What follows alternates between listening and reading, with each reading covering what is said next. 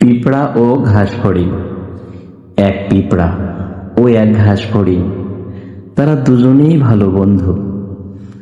তারা ঘাসে ভরা এক সবুজ মাঠে থাকে। এক রোদেলা সকাল, তখন গ্রীষ্মকাল। ঘাস ফড়িং নরম রোদে খেলছে, সে মনের সুখে গাইছে আর নাচছে। স্বভাবত নাচ আর গাওয়া তার প্রিয়, এ কারণেই তার কাজ করতে একটু পছন্দ হয় না। সে কর্মবিমুখ। পিঁপড়া তার পাশ দিয়ে যাচ্ছিল, একটি শস্যদানা বাসায় বয়ে নিয়েই চলেছে। শীতের জন্য সে খাদ্য সঞ্চয় করছে। ঘাস ফড়িং দেখে হাসলো আর বলল, বন্ধু পিঁপড়া, সব সময় এত পরিশ্রম করো কেন?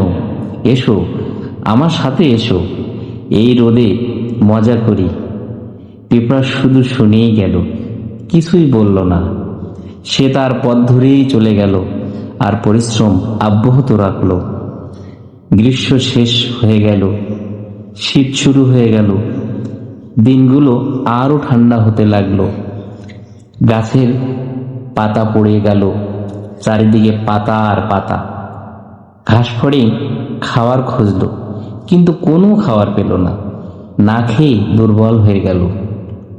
কষ্ট এদিক ওদিক, কোনো খাবার পেল না। আর এদিকে পিঁপড়ার প্রচুর খাবার। পিঁপড়ার বাসায় সে সুখ আর সুখ। সে ঘরে বসে বাকি শীতকালটি আরামেই কাটালো।